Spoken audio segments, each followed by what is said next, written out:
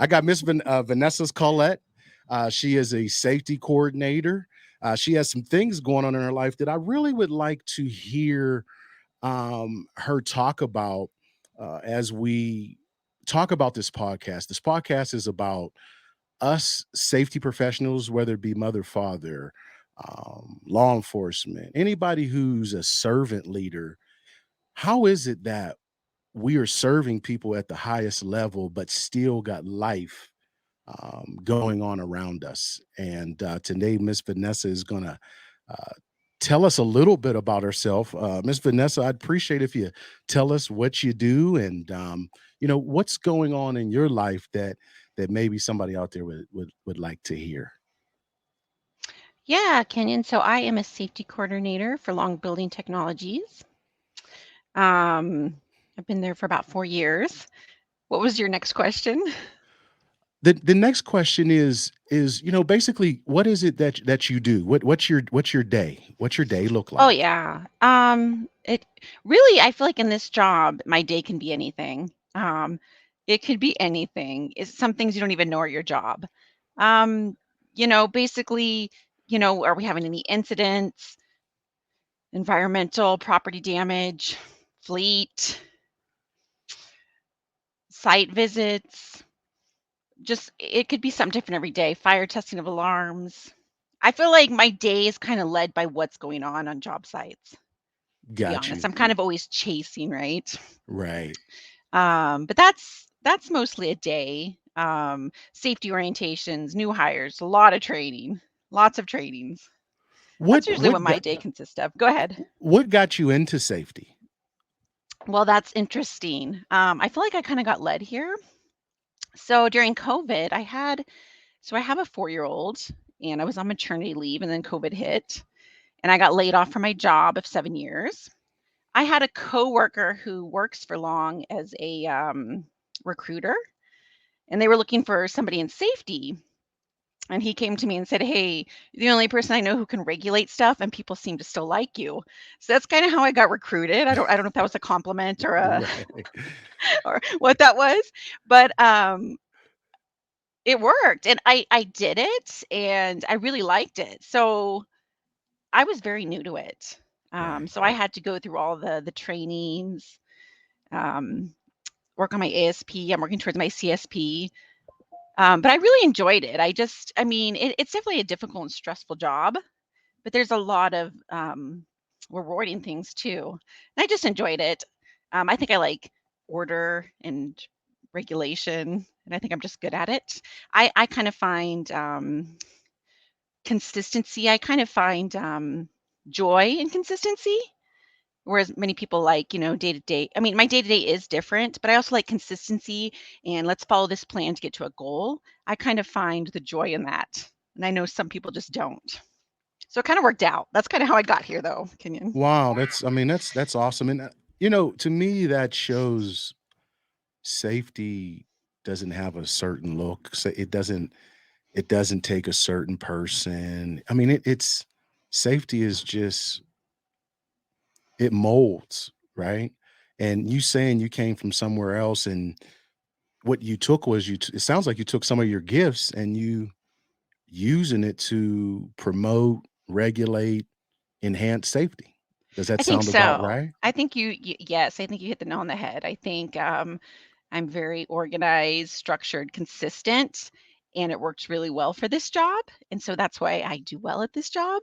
I think you're 100% right there. Awesome. Well, that's great. Well, it's really nice to hear um how somebody saw that in you, but it's even more funny to say, "Hey, man, I know how you regulate things, but you do it in a way where they still like you." And this position that we have sometimes is very unlikable, and you sort of have to have a little bit of a, okay, well, we're still going to do the right thing, Mhm. but at the same time, doing what is right, even when the spotlight is not on you, and you have to hold that integrity so close to yourself as a safety professional. So I appreciate that that you took the challenge, and it sounds like you're flourishing. Yeah, you're 100% right. You always have to be a leader. You don't always have to like it. You don't always have to agree with everything, but it has to be consistent. You are so right. Always do what's right. Right. So I heard that you said you have a 4-year-old. So tell us a little about outside of work family life if you don't mind. Just a little bit. Yeah, for sure. So I'm married. We actually have 3 and 1 on the way, so we're on our 4th. I actually have an interesting spread. I have teenagers, 2 teenagers, a Wow. 4-year-old, and then a soon to be newborn. So it's kinda life's pretty hectic. Hectic at work, hectic at home. Yes. Um, that's pretty much what's we're pretty busy. Hectic.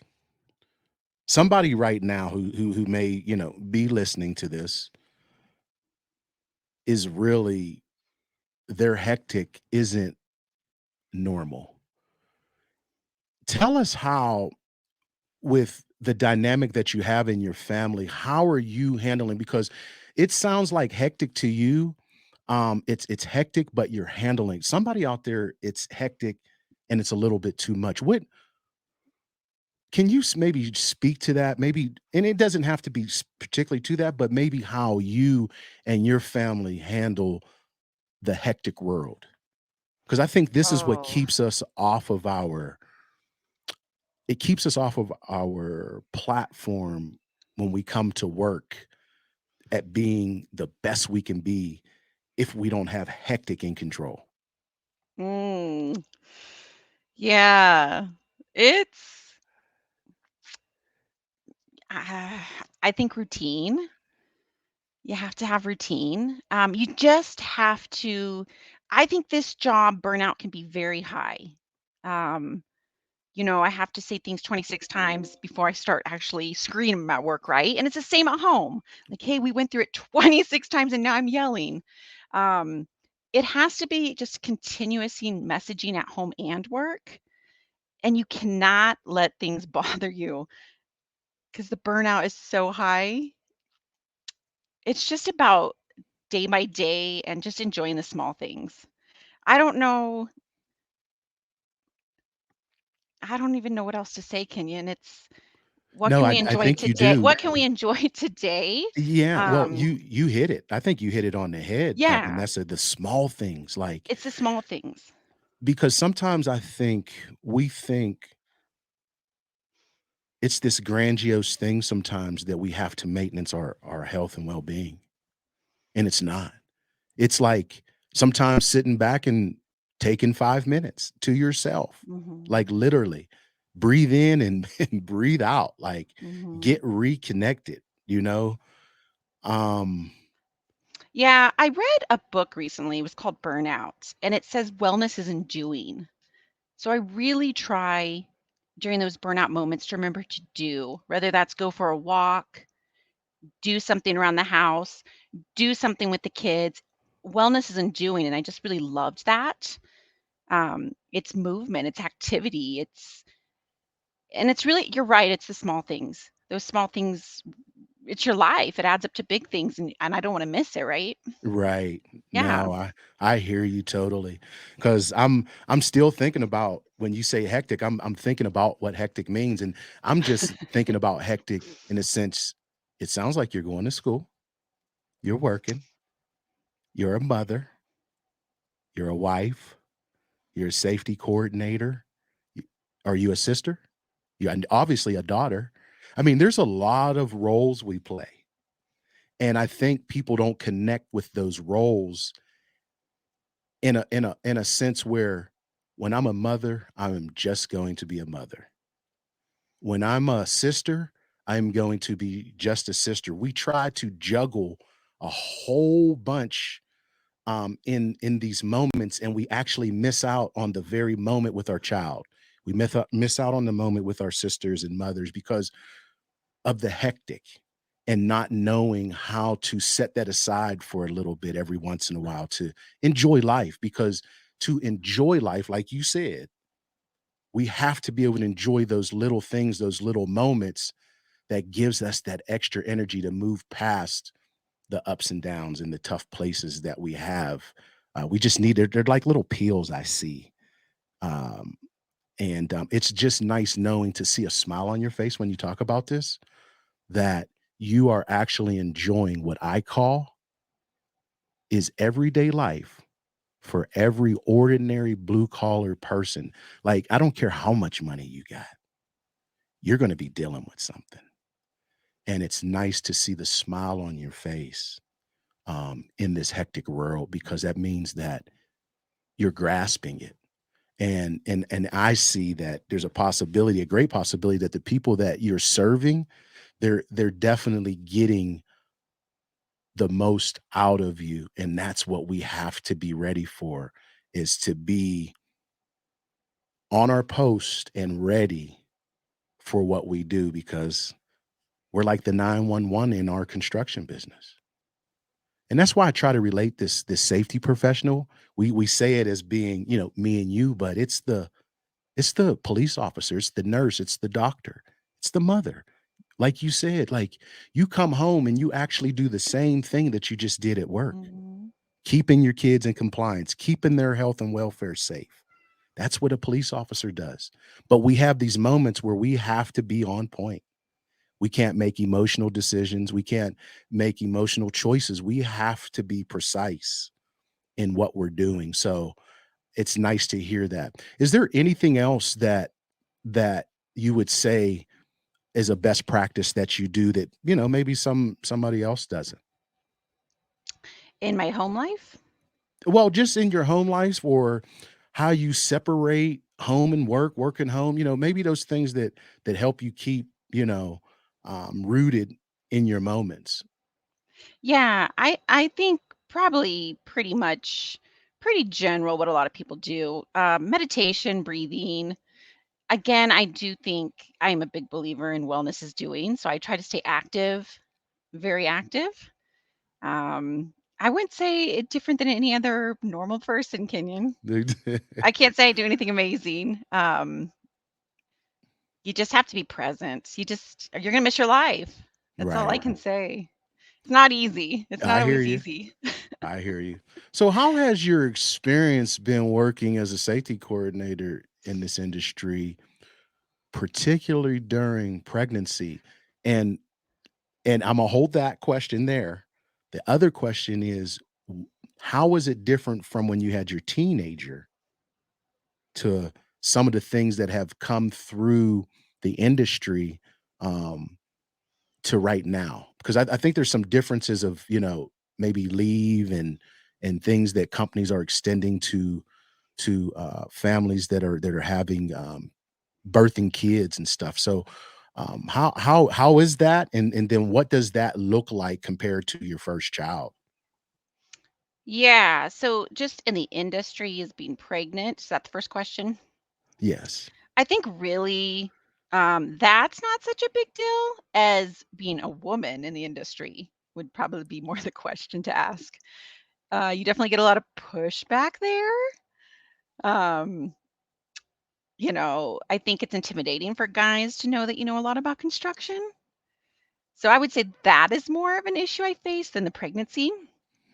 As far as the difference between a teenager, I would say there's even a difference now between the 4-year-olds in the industry and just Wow. having this one. Yeah, just the way you go to the doctor and the practices are different in 4 years. The technology's different. The baby stuff's different. But leave, as far as leave, like, well, Colorado recently passed Colorado Family Leave.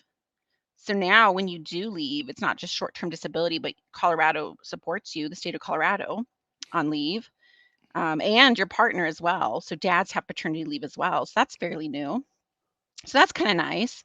It is. And then you do see a lot of companies doing uh, parental leave as well. Definitely see it trending that way, but totally different even from the 4-year-old, Kenyon. Everything. Wow. Yeah, Wow. yeah. It's kind Yeah, of nice. I got a 14-year-old, and I was that guy that, I went back to work as soon as, my wife had the first her first child. Now the second one, like you said, it was much different. I took some time off. My wife was bedridden and stuff like that. I'm in the hospital, but there was I could tell you with that company, I felt no pressure, Vanessa. And that's a lot. And it's a lot being, like you said, being a man. Like it's a lot, it was a lot for me to say, okay, I'm not letting those guys down out there. They're giving me permission to handle what's most important, even though I may not think at that point in time that that's not important. Because you're right. I can't even imagine how hard it is for you the ladies, um, in this business, um, and that's why I thought it was really important to bring you on here, um, because again, it was last week, and then I don't wanna give you a week, I want the month to be women in construction. You guys deserve it, you guys have a place here, and, I love the I live with all women here at my house. You know, I got my 2 girls, my wife, I used to have my mom, my one dog just passed away, but all women here, and I need that because of how I'm wired, and so it's nice to hear you guys when you guys come in because the detail that you guys have, at your work and a whole bunch of other gifts, but there's a need for you guys in this business, and, I'm just glad the headway that I see that is being made from companies like seeing that value. It's really nice to see, and I honestly had an opportunity to see it this past Monday at the AGC Women in Construction Conference when those ladies were up there talking. It was just so powerful to hear one what they're going through, but how they're continually walking in that hot mess. And I see you walking in this mess that we have created with a false sense of what a man is, shall I say? So, so thank you for that. The next question I have: can you share any unique challenges that maybe you faced as that you're facing? You know, while you're working in this field. Oh, unique challenge. I don't think mine would be any different than any safety professional. I think the biggest challenge is taking something from an idea to building a program to saying, hey, this is a goal to implementing it to across the company. How do we do that? That is probably the biggest challenge. Wow. Yeah, really getting something to stick where people like it and want to do it and continue it on, huh? Yeah, I mean, if like Kenyon, you and I talking one on one, things make perfect sense. You bring it to 500 some people, nothing makes sense. So, yeah, how do we do this? And how do we do it so we have the same end goal, but we still respect our own culture, our regions, beliefs, and still get to that goal? Right. Yeah, You know, that's there's a lot probably of most safety people. right. You're right. That's a big challenge. I've found over the years you have to have every level involved as much as possible because then there's it's not just your idea. Then it Mhm. becomes, you know, a magnitude of people. And once you get that buy-in, now you got to send it out to the masses, maybe critique once or twice because at the end of the day, I noticed in my first couple years as a safety manager, I was implementing things that I thought was correct, but didn't realize that what I was doing, it was correct, but nobody wanted to buy into it because I use this a lot, but it's true. Nobody is honestly worried about what you have to say until they know how much you care. And so when you show that you care that their input is in with this, now you create ownership. from somebody else out in the field. Now there can't be, "Hey, I'm not doing this because I don't like it." Well, you were involved with the planning of this. So where did we miss? What did we miss here? So you're right. That is I think a lot of safety people go through the struggle of that piece, and it's really just trying to find the right people to help you build that and implement that because we don't like change.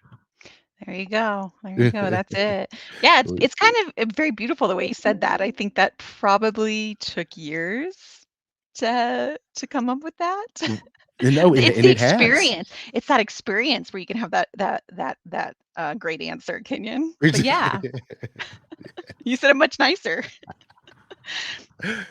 Yeah, no, you're right. It's right. It is that experience, and and I guess in saying that, it's we just got to continue encouraging people to continue walking in this tough space. It's not easy, Mm-mm. um, what we do, because they're like you said, man. There's so many hats that we play just in a safety role. It's unimaginable. And I think people think we just walk around and look for hazards, but they don't know that we deal with insurance companies on the back end. We Mhm. deal with different attitudes and colors and creeds and cultures, and we have to be adaptable to those things. And adaptable to those things without any biases, um, when we're doing that, because everybody deserves their moment of whatever it is, fixing the problem, reconciliation, or moving on from because you don't care for people. But something at that point in time, I think, like you said, through that journey, we begin to realize what's right. Okay, moving on. Thank you, Miss Vanessa. I'm loving it. I'm loving it. You talked about something, it's tough. It is. I've seen it. I'm gonna be truly authentic here and honest with you. Every once in a while, sometimes as a man, my ego pops out. And it's not on purpose. It's I think it's how as young men we were ingrained in certain things. Some people, change and some people don't. But I could tell you we're gonna this next future is gonna push a lot of those mentalities. They're gonna be far in between, and they're gonna be recognizable, and they're not gonna be working for certain companies, when all this is put out in more of the open and it's grasped more by different companies. Um, but how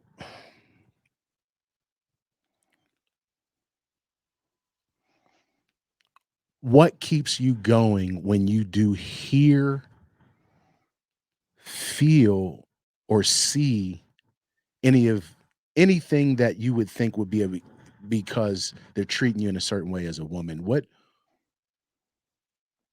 How how do you get through those things? What do you have somebody to talk to you? Do you have a mentor? What's pushing you through?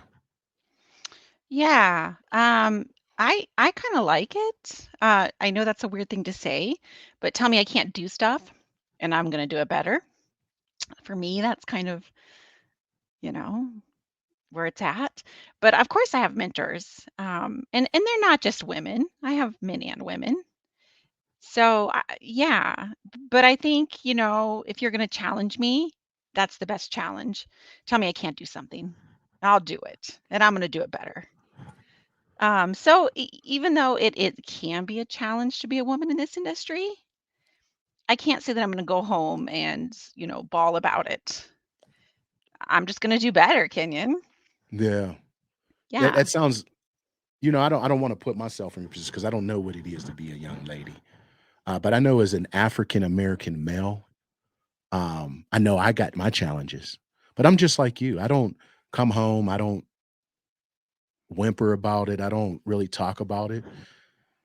I just know that I got to be up earlier than the men in front of me. I know that I got to be in position before they get in position, and I know that I have to continue keeping my knowledge and my wherewithal together because at the end of the day, I know for myself, just like you know for yourself, that there's an area for possible disadvantage. But like you said, I use that to my advantage to wheel me through. I like talking about this because there's some people that, like you said, either are in a place where they're burnt out or they don't know how to wheel themselves through because they don't have some of the qualities that maybe me and you have. And it's nice to hear again when it's like I'm starting to learn that some things it's really just one plus one equals two. We always want to do one plus two, one plus three, and make it more complex, but it's really one plus one. And that one plus one is one foot in front of the other, you know, because a lot of these things will never fully be like, it's not happening no more. So it's like, okay, now I need to figure out from Miss Vanessa how I can be a better man to women because I need to listen to what it is you guys are saying, we're doing or how it's approached because I never want to fit in that mold anymore. I want to be able to partner. I want to be able to communicate um, without some of my old brokenness, shall I say? I think I can call it brokenness. It truly wasn't upstanding because when you really find out what it takes to work together, what it takes for a lady to be a lady and a man to be a man, there has to be room for an open minded understanding and with empathy, sympathy, as well as encouragement and empowerment. And how does Kenyon do that better? Um, I'm working on that. And one of them is supporting you guys in this time, in this moment, but not just this moment, but as I move on a daily basis. Thank you for continue to make that move because a young lady out there needs you. A young lady needs to understand what makes you go, Miss Vanessa, and just continue sharing that with us. And I really appreciate that. Thanks, Kenyon. Let's see. Two, I'm gonna ask you another question. I guess what advice would you give to a young lady coming into construction? Yeah, it's gonna be hard. You buckle in, it's gonna be a ride. Um, there's never a dull moment. It doesn't have, like we talked about, it's traditionally men dominated, but it doesn't mean you don't have the ability to learn it and be just as good at it. But Come just on. keep going. You have to keep going. You're right, you're not all knowing. Nobody could possibly, unless you're in this position, know the span of what we see and do. It's not just, "Hey, your safety glasses aren't on, we're gonna go create a problem." And I think that's what people think, they think you're the police. You're creating a problem. Yeah. So just you gotta keep going. You're never gonna be all knowing. Never. You're never, never. You're gonna think something's gonna turn up today, you didn't even know it was your job. That's right. And it's beautiful to have growth in it and and to be to be uncomfortable. There's so much growth in being uncomfortable. So find comfort in being uncomfortable. Boom That shaka doesn't love. go to girls, that goes to guys, that goes to anybody, Kenyon. Anybody. That's anybody, right? That's the best spot to be is uncomfortable. So find comfort. Wow. I'm finding this out myself. It's like you're right. You have to be able to embrace these tough times because it's what's in the valley. It's what's in that moment that gives you growth, that gives you that becoming, you know. Um, I was watching the other day this snake. was shedding its skin, and the movements, the contortions and everything that that snake was going through to get that skin off, I was like, "Man, that snake is going through it." I mean, flipping out. But it showed me that, like, change is is a thing that us humans, we we do not like it, and, but it's actually a gift. Mhm. It's a gift that when you shed new skin, you become a new person, you become anew, and so being able to, like you said, accept change and take that on, you're actually becoming a person that you've never probably even imagined. And so that's what I continually hear when you talk and exude from our conversation. My last question, well, not my last question, I got one more. The second to last question is, as you look a little bit ahead, wh- what changes and I guess improvements or would you like to see in terms of for the workplace for women? Any policies, maybe attitudes, what change do you think you would like to see? Yeah, I mean, I would like it to be organic, you know? I'm not gonna say, "Hey, you gotta treat me this way because 'cause I'm a woman." I don't know if I can really answer that, Kenyon. I would just like organic growth, and I do think it's happening slowly over time, just organically. I don't know that I can give you a 100% answer on that you're And looking that's for. okay. No, that's Um, totally fine. Just a yeah, question. I just would like it to happen organic. I don't want you to just hand me something because I'm a woman. Right. Um, yeah, and I think it's slowly happening over time. We're more open to women and these new construction trades. I see it just like you said, the Women in Construction Week and the AGC having it, and I think it's really beautiful that they're starting to put a spotlight on that. Same with like mental health. So I think it's organically happening, which would be the best way for me personally.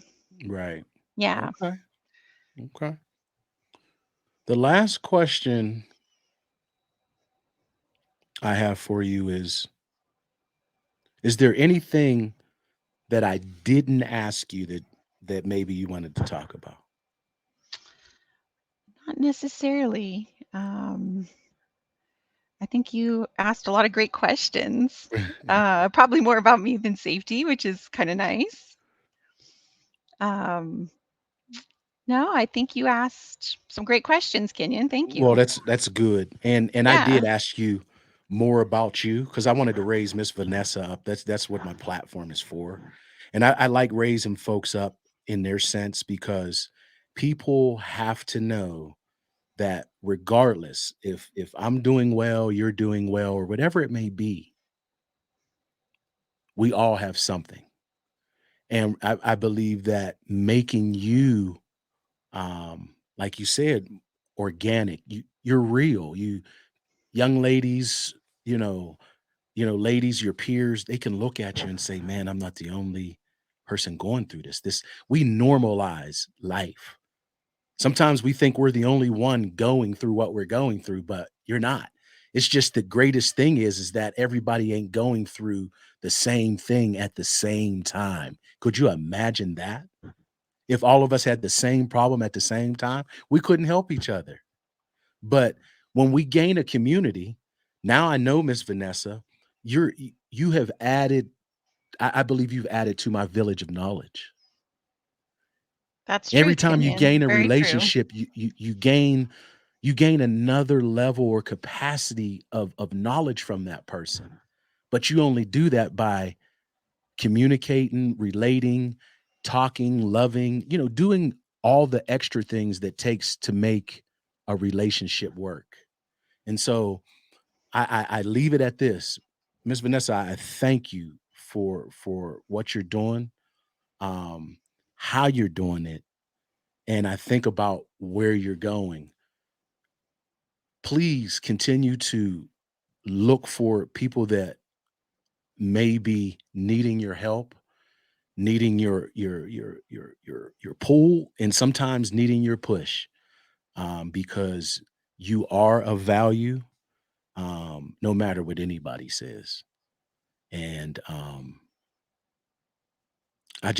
so thankful because you got a child that this last one is that not this last one. It might not be your last one, but this child that's coming is going to get even that much more of Miss Vanessa than the other two got, and Mhm. those are the things that I love, moving forward, is the newness, the brightness, and the better person we can become when we deal with all of these things that we deal with. So, again, thank you for your time. Thank you for your knowledge. And I wish you all the best, Miss Vanessa. Thank you, Kenyon. And you have a blessed day, and I'll talk to you later. You too. Miss Vanessa, don't hang up, or Yeah. stop. It'll tell you to, it's recording you. And so it'll wait till, when as soon as I hit record, it'll start downloading your stuff. Once that's done, then you can get off. Okay. Okay, Okay. Kenyon. Thank Yeah. you.